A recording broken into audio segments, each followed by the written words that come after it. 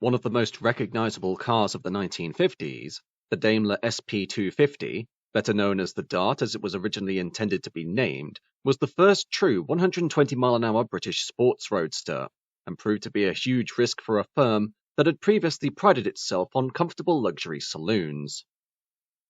Sadly, this move into unknown territory, developed in an attempt to woo the American market, never reached its full potential, and would thus bring about a costly failure for a company already teetering on bankruptcy, and thereby pushing Daimler firmly into the arms of Jaguar.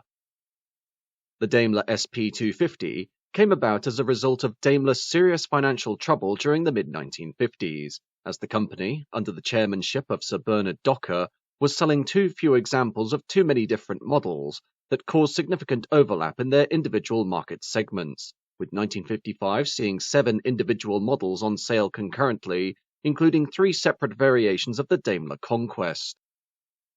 Jack Sangster, who had been appointed a director of Daimler's parent company, Birmingham Small Arms or BSA, in 1953, eventually tired of Docker's leadership of the car builder and moved to have him replaced as chairman of the BSA board.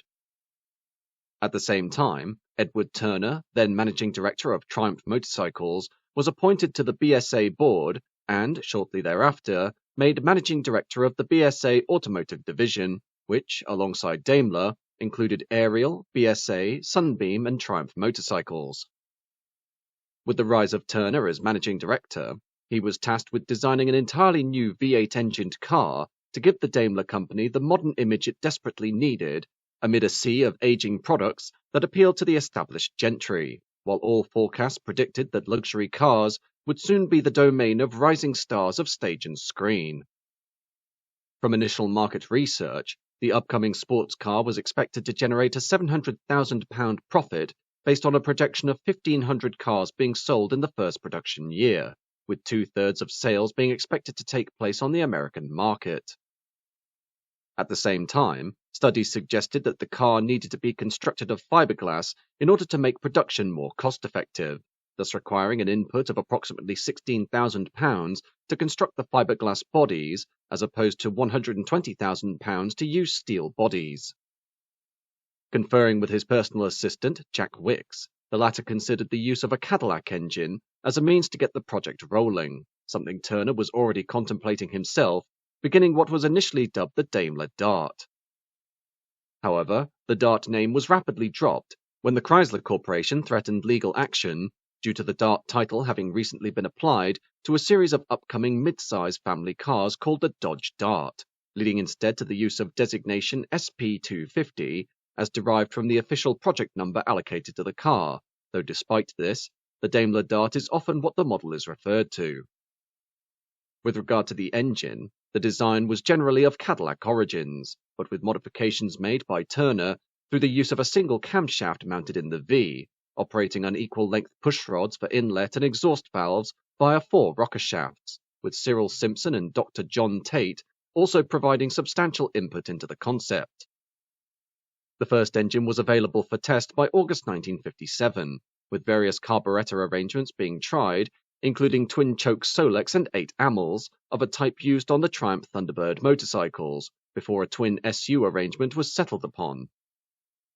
In terms of performance, the SP250 was capable of achieving a 0-60 time of 8.9 seconds and a top speed of 123 miles an hour, while fuel consumption would be 25 miles per gallon, while by comparison, the Triumph TR3 could attain a 0-60 time of 10.8 seconds and a top speed of 105 miles an hour, although it had a superior fuel consumption at 27 miles per gallon. For styling, Jack Wicks penned the initial body design, with a metal prototype being assembled by Car Bodies of Coventry, another shadow firm of the BSA empire, famous for its construction of the London Black Cab, this example being dubbed the Red Car, but was involved in a major accident at the Myra test track, though it was subsequently rebuilt with a second, somewhat modified shell that was again the product of Car Bodies. The second prototype, known as the Black Car, was a more makeshift affair, and after much testing and development work had been carried out, was dismantled and scrapped. 4 more prototypes would eventually be built, with chassis number 10002 bearing a very close resemblance to the final production car, and would be used as a press demonstrator, while chassis numbers 10003 and 10005 were bodied as SP252s, the planned successor to the SP250. The first real production car, 10010, was completed in time for the public launch of the SP250 at the New York Motor Show in April 1959, after which it went on a nationwide tour of the United States to generate publicity, before finally being scrapped in the 1960s. This was followed by car 10011, which was the first Daimler SP250 to be built for public use, and formed part of the first batch of cars that were destined solely for the United States, and were thereby outshopped in left-hand drive, these early cars gaining a reputation for excessive body flex when cornering, which sometimes led to the doors flying open at high speed. The issue of body flex was subsequently rectified with the introduction of the B-spec cars in December 1960, which had added metal bracing in the scuttle area and additional longitudinal outringers to the chassis side members, running between the front and rear axles, while around 130 cars from the original batch were returned to Daimler from the United States to have this modification retrofitted.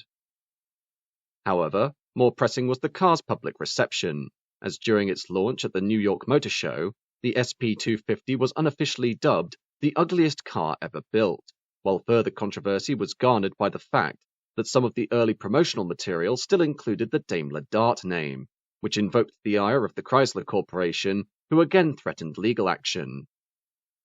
There were also issues when it came to cost, as the car entered sales at £1,489 or £28,600 in 2024, while by comparison the Triumph TR3, despite having a generally weaker performance to the Daimler, only cost £1,103 or £21,200 in 2024, easily undercutting the SP250.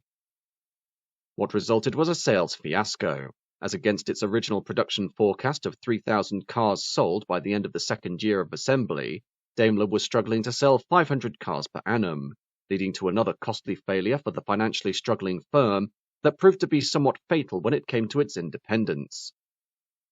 Daimler's fiscal collapse only served to compound ongoing monetary woes for parent company BSA, which was seeing its once dominant position on the global motorbike market swept rapidly aside by a slew of newer and far more successful products from Japan and Italy, thus meaning the firm had to offload its assets in order to remain afloat, with Daimler now only representing 15% of the wider BSA group's income.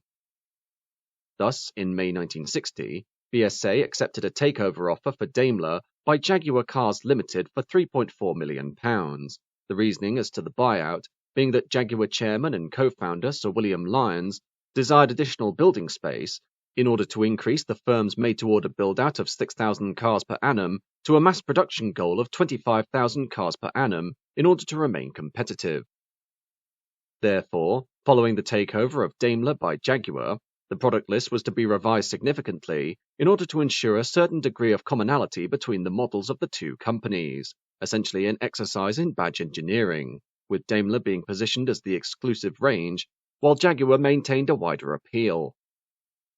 As for the SP250, Jaguar continued to maintain this model, despite its underwhelming commercial performance, administering the works necessary to rectify the body flex issue, and thereby creating what were known as the B-spec versions. For April 1963, a C-spec version was produced, which included a trickle charger socket, a heater demister unit, and a cigarette lighter as standard equipment. Outside of civilian uses, the SP250 also found a functional role with several police constabularies, with 30 examples being employed by the Metropolitan Police in London for high-speed pursuits against the likes of the cafe racers, early motorbike gangs who could easily outrun the police's regular slew of Wolseley 690s and Ford Anglia Panda cars. Police SP250s differed from the regular production model by way of having a Borg-Warner Model 8 3-speed automatic transmission, which the Metropolitan Police found to be better for town work and high-speed chases, as well as being more economical through the avoidance of clutch wear, these cars being expected to operate continuously between 18 and 24 hours a day. Outside of London, the SP250 was also used by the traffic police of Bristol, Cambridge, Liverpool, Manchester, Southend and Surrey, as did police forces in Australia and New Zealand, while following the opening of the first section of the M1 in 1959, between Watford and Rugby, the Bedfordshire Police used SP250s for motorway patrol. However, despite the car's success with the police, its public sales remained severely muted, and thus a replacement was considered by Sir William Lyons during 1961, dubbed the Daimler SP252, with 6 prototype chassis allocated for the project. The SP252 was to be fitted with rack and pinion steering as an improvement over the standard Daimler steering box, as well as adopting a torsion bar front suspension in an attempt to improve road holding, while Lyons himself provided a new styling for the machine, and Fred Gardner, who ran Jaguar's prototype body shop, produced wood and fiberglass mock-ups at the Browns Lane factory.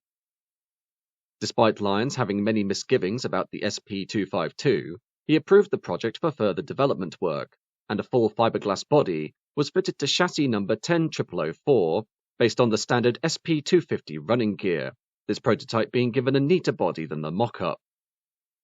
However, in 1963, Lyons opted to abandon production of the SP252, primarily due to the fact that the car would have been extremely expensive to bring to fruition, while at the same time presenting internal competition with Jaguar's own new sports car model, the E-Type of 1961, with these two cars bearing many similarities, including a shared interior. Therefore, Lyons saw no interest in developing a car with dubious commercial prospects at huge expense that would only serve to potentially rob sales from the far more illustrious E-Type, and thus in 1964, the Daimler SP250 was removed from production, with only 2,654 examples built. However, this wouldn't be the end of the Daimler SP250, as spiritually, the car would live on with the Daimler 2.5-litre V8 of 1962, which essentially placed the SP250's 2.5-litre V8 power plant into the body of a Jaguar Mark II, while at the same time incorporating a revised interior, trim and suspension to make it more exclusive than its Jaguar counterpart. The Daimler 2.5-litre V8 would be sold with the SP250 power unit from 1962 to 1969, after which the car was replaced as part of a sweeping product refresh by the Daimler Sovereign, which itself was based on the Jaguar XJ6, the Daimler 2.5-litre V8, not only being the last Daimler model with a direct link to cars from the pre-Jaguar era through its SP250 engine, but was also the best-selling model to wear a Daimler badge, with over 17,600 units built. Today, the Daimler SP250 is a seldom-remembered machine when compared to other models from the heyday of British sports cars, being referred to more often for its obscure styling, which thereby made the car something of a joke within the UK automotive industry.